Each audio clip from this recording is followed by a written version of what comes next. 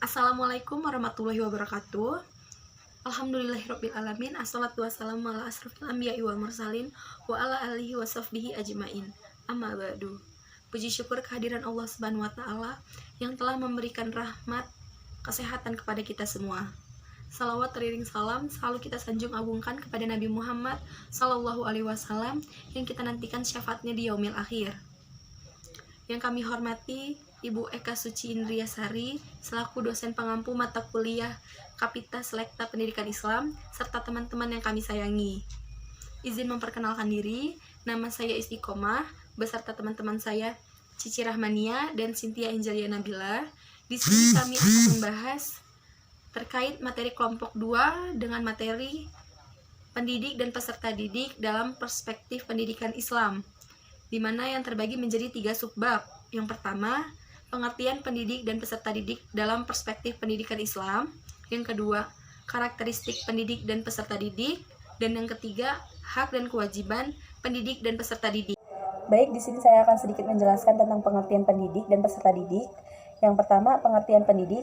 Pengertian pendidik secara umum adalah orang yang bertanggung jawab untuk mendidik. Dan dalam artian perspektif pendidikan Islam, pendidik adalah orang yang bertanggung jawab dalam pengembangan peserta didik, dalam mengupayakan potensi, baik itu potensi kognitif, afektif maupun psikomotorik, dengan menanamkan nilai-nilai ajaran agama Islam. Selanjutnya, pengertian peserta didik. Peserta didik dalam arti luas adalah siapa saja yang mau melibatkan dirinya sebagai peserta didik dalam kegiatan pembelajaran. Dan dalam arti perspektif pendidikan Islam, peserta didik adalah suatu objek dan subjek yang dimana jika tidak adanya peserta didik maka tidak akan terlaksananya proses pembelajaran. Dan dalam paradigma pendidikan Islam, peserta didik adalah orang yang belum dewasa yang memiliki potensi atau kemampuan yang perlu dikembangkan. Itu yang dapat saya sampaikan. Selanjutnya dijelaskan oleh Cici. Bismillahirrahmanirrahim. Assalamualaikum warahmatullahi wabarakatuh. Saya Cynthia Angelia Nabila dengan NPM 18110102224. Baik, di sini saya akan melanjutkan materi dari kelompok 2 yang selanjutnya adalah karakteristik pendidik. Pendidik profesional mampu menciptakan situasi aktif serta didik dalam kegiatan pembelajaran. Pendidik harus memiliki karakteristik yaitu 1. Komitmen terhadap profesionalitas yang melekat pada dirinya. 2. Menguasai dan mampu mengembangkan serta menjelaskan fungsi ilmu dalam kehidupan. 3. Mendidik dan menyiapkan peserta didik yang memiliki kemampuan berkreasi, memelihara kreativitasnya. Yang selanjutnya atau yang terakhir nomor 4, mampu menjadikan dirinya sebagai model dan pusat panutan. Karakteristik pendidik berdasarkan landasan Al-Quran. Yang pertama yaitu dia harus memiliki moral. Yang kedua, mengedepankan kepalsuan ilusi. 3. Mampu menjauhi kepalsuan ilusi. 4. Menyembah Tuhan. 5. Bijaksana. 6. Menyadari dirinya adalah contoh bagi anak-anak didiknya. 7. Mengambil pengalaman. Yang selanjutnya adalah karakteristik peserta didik. Dalam pengertian umum, anak didik adalah setiap orang yang menerima pengaruh dari seseorang atau sekelompok orang yang menjalankan kegiatan pendidikan. Setiap peserta didik memiliki ciri dan sifat atau karakteristik yang diperoleh dari lingkungannya.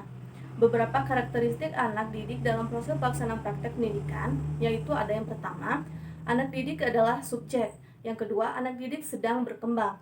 Yang ketiga, anak didik hidup dalam lingkungan tertentu. Yang keempat, anak didik memiliki ketergantungan dengan orang dewasa. Yang kelima, anak didik memiliki potensi dan dinamika. Baik, mungkin itu saja materi dari saya. Selanjutnya akan dijelaskan oleh teman saya. Saya akhiri, wassalamualaikum warahmatullahi wabarakatuh. Assalamualaikum warahmatullahi wabarakatuh. Baiklah, di sini saya akan melanjutkan presentasi dari teman saya. Nama saya Cici Rahmania, NPM 1811010132. Saya akan menjelaskan mengenai materi hak dan kewajiban bagi pendidik dan peserta didik menurut perspektif Islam. Yang pertama, hak pendidik, yaitu di zaman yang modern sekarang ini, pendidik itu merupakan sebuah profesi, jadi adalah sebuah pekerjaan. Jadi mereka berhak untuk mendapatkan kesejahteraan ekonomi, yaitu berupa gaji atau honor, karena mereka bekerja dengan tuntutan negara. Kemudian yang selanjutnya adalah kewajiban pendidik. Kewajiban pendidik itu menurut Al-Ghazali atau Imam Ghazali adalah yang pertama, harus menaruh rasa kasih sayang kepada setiap muridnya tanpa terkecuali. Jadi guru atau pendidik itu harus menyayangi setiap muridnya. Kemudian yang kedua, tidak mengharapkan balas jasa seperti ucapan terima kasih dan sebagainya. Kemudian yang ketiga, memberikan nasihat yang baik-baik kepada muridnya di setiap saat ataupun pada saat pembelajaran. Kemudian yang keempat, yaitu mencegah murid dari akhlak yang tidak baik atau perilaku yang buruk. Kemudian yang kelima, guru tidak boleh menimbulkan rasa benci kepada setiap muridnya, seperti mencaci atau mencela murid. Kemudian yang keenam, guru atau pendidik juga harus mengamalkan ilmu yang ia punya. Jadi dia tidak hanya menjelaskan secara teori, tetapi dia juga mempraktekannya di dalam kehidupan dia sehari-hari. Kemudian yang selanjutnya adalah hak peserta didik atau murid kita. Yang pertama itu mereka wajib mendapatkan pendidikan agama dengan yang sesuai apa yang dianutnya. Misalkan agama Islam, berarti dia harus mempelajari tentang pendidikan agama Islam. Kemudian yang kedua, mendapatkan pelayanan yang sesuai dengan kemampuan, bakat, dan minat yang mereka miliki.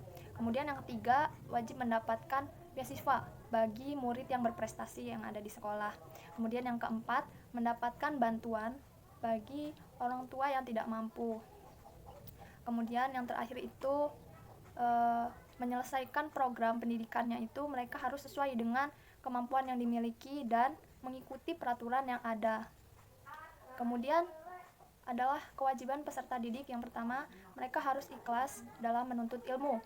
Yang kedua, harus mempunyai tujuan pada saat menuntut ilmu dengan sifat keimanan yang berlaku. Kemudian yang ketiga adalah peserta didik atau murid harus sabar dalam memperoleh ilmu, baik di luar kelas maupun di dalam kelas.